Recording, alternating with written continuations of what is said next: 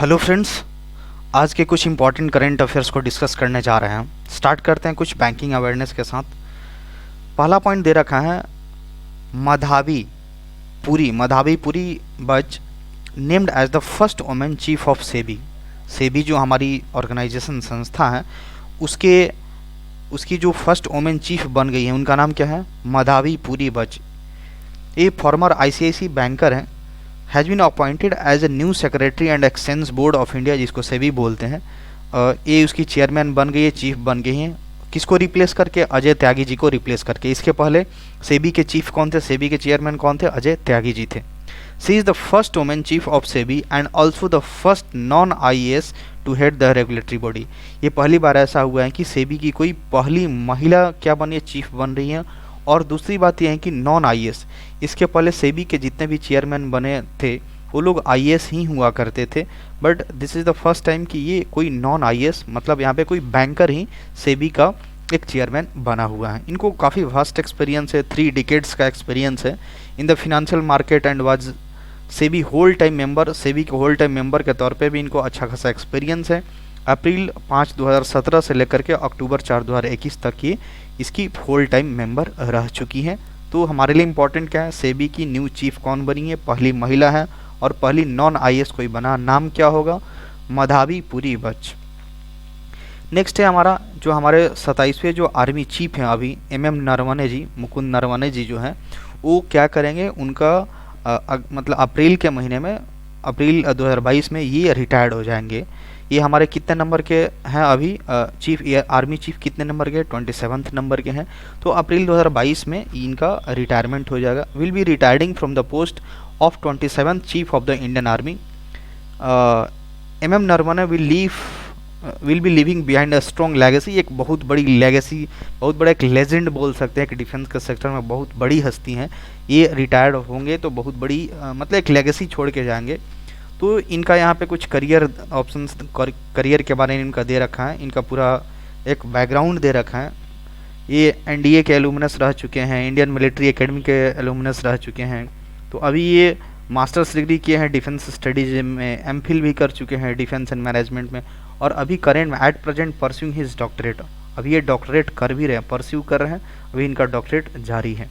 तो हमारे लिए इम्पॉर्टेंट ये है, ये जो नरवणे जी हैं कितने नंबर के आर्मी चीफ हैं? 27वें नंबर के। अप्रैल के महीने में ये रिटायर्ड हो जाएंगे। नेक्स्ट है हमारा Samiran Gupta to head public policy for Twitter in India.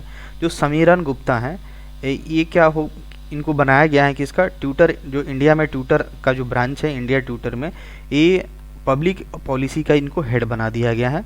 तो ये क्या देखेंगे? इससे रिलेटेड जो भी पब्लिक पॉलिसी से रिलेटेड जो भी सारी बातें होंगी, जो भी सारे डिसीजंस होंगे, वो ये लेंगे। Gupta was associated with internet corporation for assigned names and numbers, ICAN एक नॉन प्रॉफिट ऑर्गेनाइजेशन था। इसके क्या इससे जुड़े हुए हैं, एसोसिएटेड थे। और ये इसके पहले क्या थे? Head of the stake holder engagement in South Asia for ICAN। इसके पहले इस स्टेक होल्डर के ये हेड भी रह चुके हैं।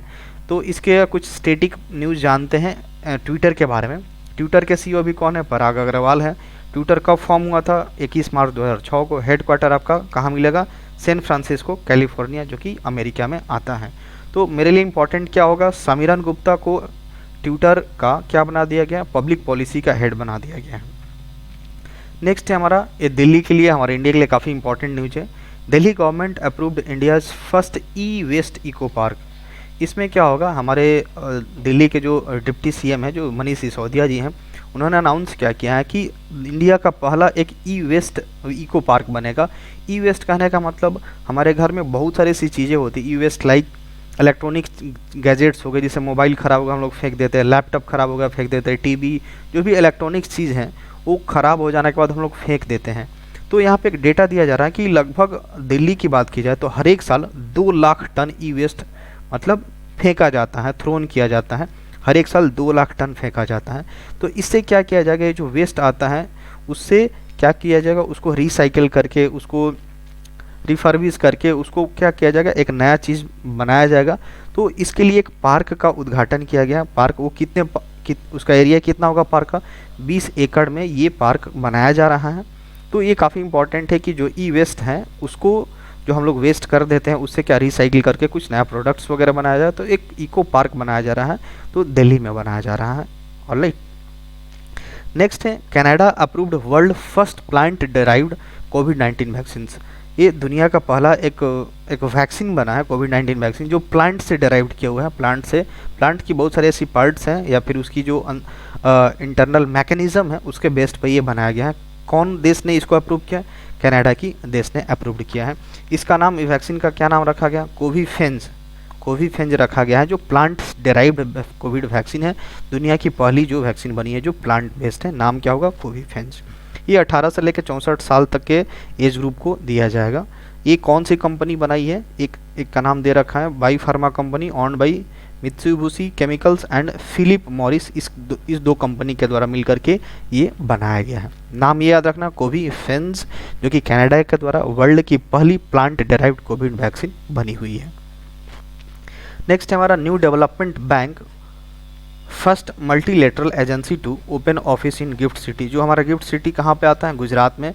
गिफ्ट का फुल फॉर्म जनरली क्या होता है? Gujarat international finance tech city. वहाँ पे बहुत सारा सेटअप्स लगाया जा रहा है, बहुत सारी कंपनी लगाया जा रहा है, बहुत सारा टेक्नोलॉजी को इम्प्रूव किया जा रहा है गुजरात में। तो एक वहाँ पे गिफ्ट सिटी के नाम से उसको जाना जा रहा है। तो वहीं पे एनडीबी जो है न्यू डेवलपमेंट बैंक है, वहाँ अपना पहला मल्टीलेटरल जो एजेंसी है, पहली बार वो अपना ऑफिस ओपन करने जा रही है। कहाँ पे? Gift city, that means Gujarat में। हमारे लिए यही इंपॉर्टेंट है।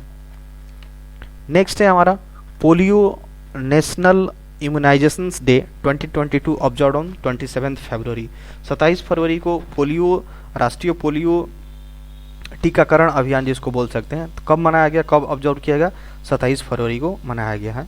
इसको क्या बोलते हैं? पोलियो नेशनल इम्यूनाइजेशन डे भी बोलते हैं, NID जिसको बोलते हैं। पोलियो रविवार के नाम से भी इसको बोला गया है। तो इसको ख़त्म करने, ये तो हमारे इंडिया में बहुत पहले ही, दशकों पहले लगभग पोलियो का केसेस ख़त्म हो गया था। इस पोलियो टीकाकरण का जो अभियान था शुरू किया गया था 2 अक्टूबर 1994 को, 1994 को शुरू किया गया था। और इंडिया में हमारा आखिरी एक तरह से देखा जाए केस जो आया था पोलियो का 13 जनवरी 2011 को। उसके बाद से पोलियो फ्री एक तरह से लगभग ख़त्म ही हो गया है हमारे इंडिया में। बट उसके लिए यहाँ पे एक टीकाकरण अभियान के तौर पे यहाँ पे ऑब्जर्व किया जाता है।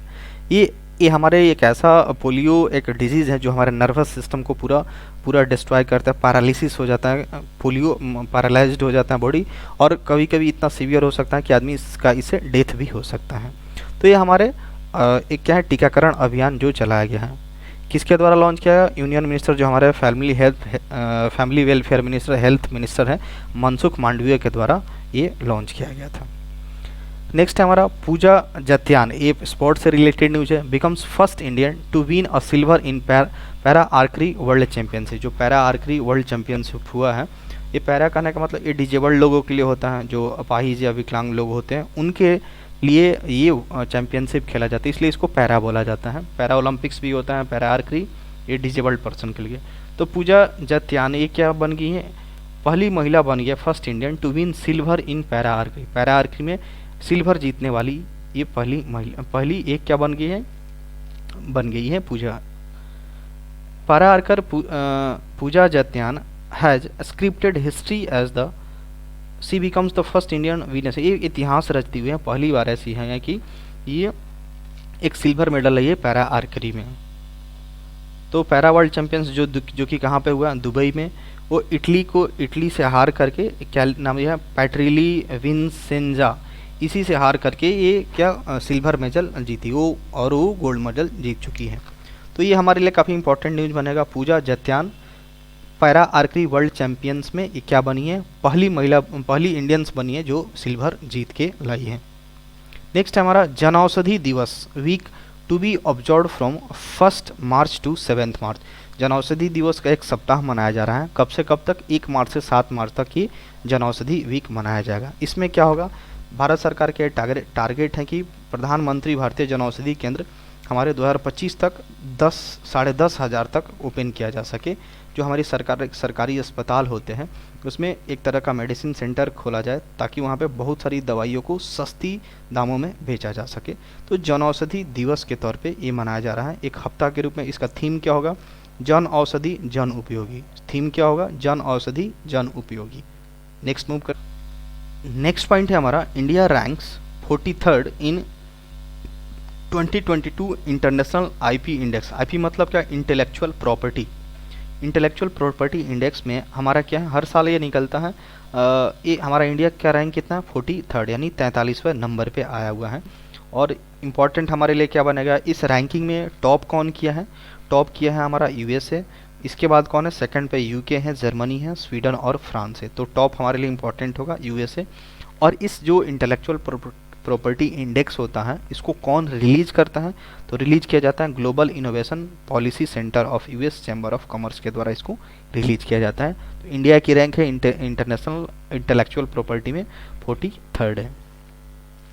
नेक्स्ट है हमारा national protein day. National protein day कब मनाया जाता है, 27 फरवरी को नेशनल प्रोटीन डे मनाया जाता है।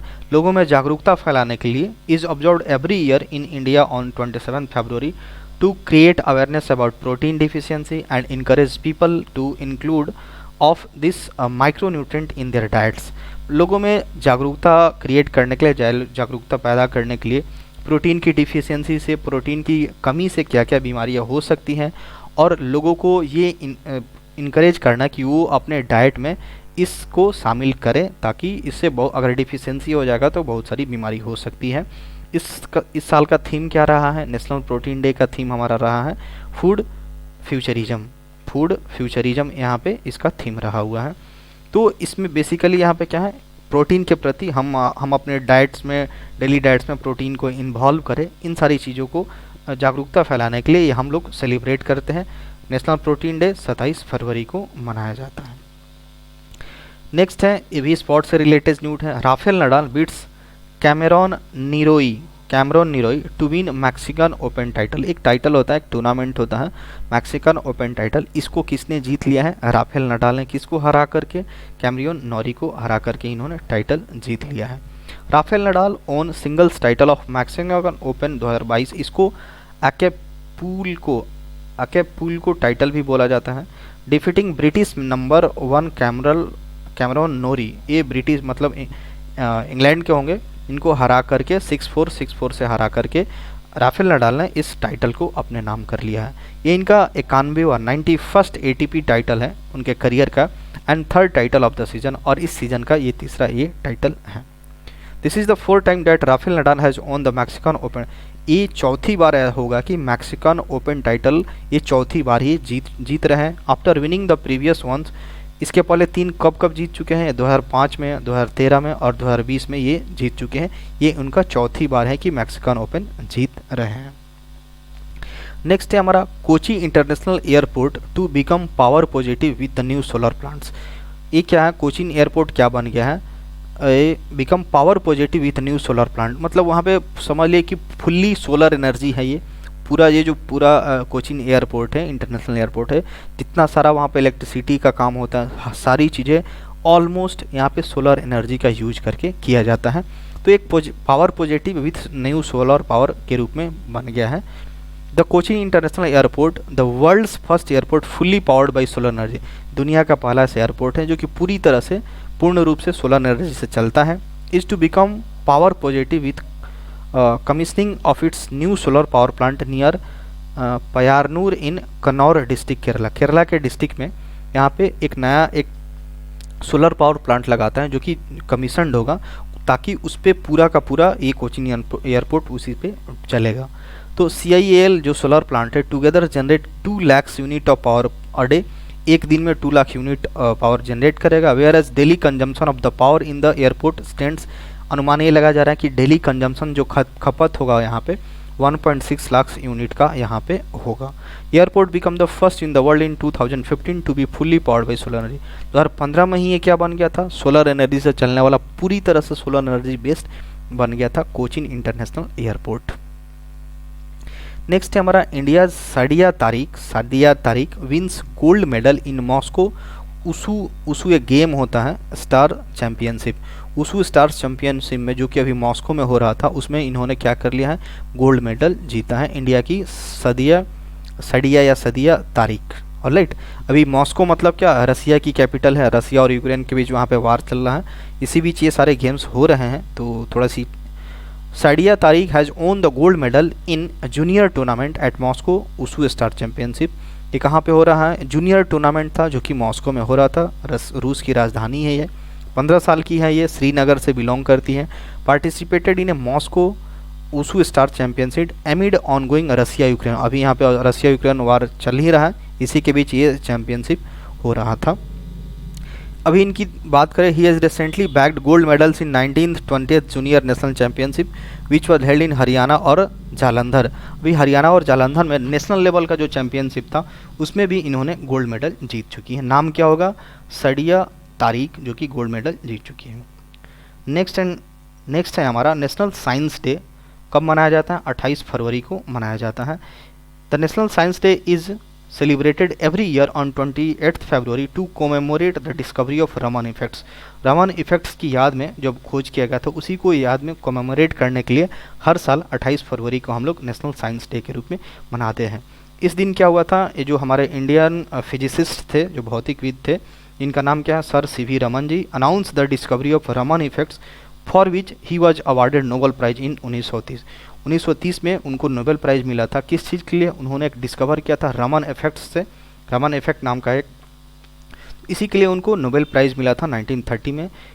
तो इन्हीं के डिस्कवरी के वजह से इनको मनाया जाता है 28 फरवरी को नेशनल साइंस डे के रूप में।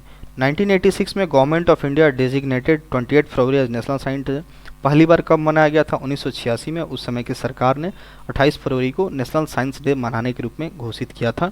इस साल का जो थीम होगा वो क्या रखा गया है? Integrated approach in science and technology for sustainable future. Integrated approach in science and technology for sustainable future, ये रही इस बार के नेशनल साइंस डे की theme. That's all for today.